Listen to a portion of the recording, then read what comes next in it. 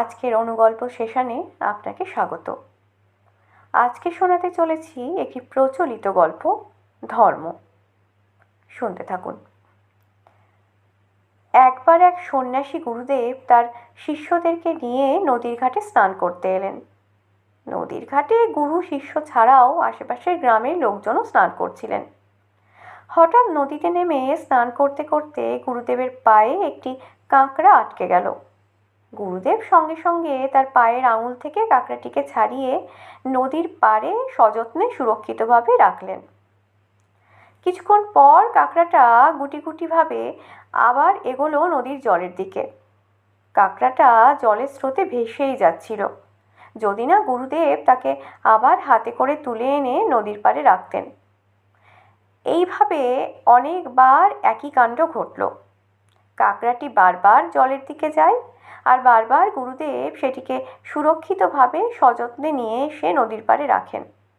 কাঁকড়াটি বারবার গুরুদেবের পায়ে বা হাতে কামড়ে দিয়ে তাকে রক্তাক্ত করে, কিন্তু গুরুদেব বারবার তাকে বাঁচাতে থাকে। এই ঘটনা গুরুদেবের শিষ্যসহ গ্রামবাসীরাও প্রত্যক্ষ করছিল।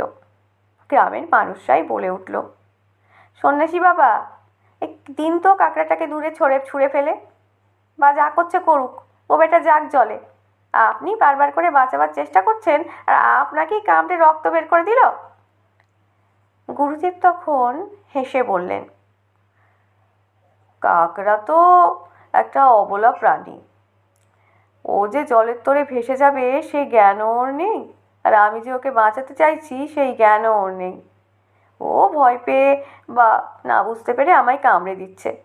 ওর ধর্মই যে কামড়ানো, আর মানুষ হিসেবে আমার ধর্ম এক অবলা প্রাণীকে রক্ষা করা।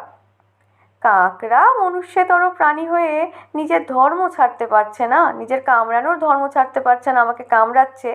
আর মানুষ হয়ে আমি অপর এক অবলা জীবকে বাঁচাবার ধর্ম কেমন করে ছেড়ে দিই? ধর্ম অর্থাৎ যা ধারণ করে মানুষকে, কিভাবে ধারণ করে এই ঘটনা থেকে তা স্পষ্ট। ধন্যবাদ।